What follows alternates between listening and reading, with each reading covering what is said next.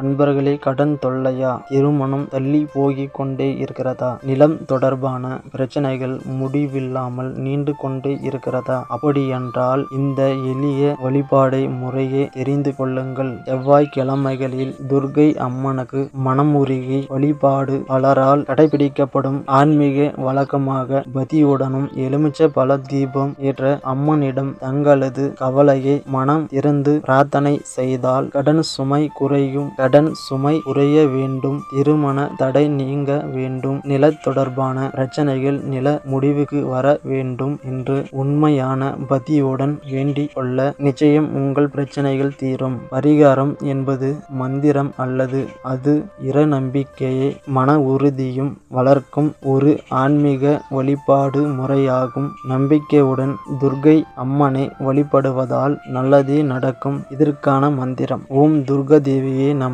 என்ற இந்த மந்திரத்தை உச்சரித்தால் உங்கள் பிரச்சனைகள் அனைத்தும் தீரும்.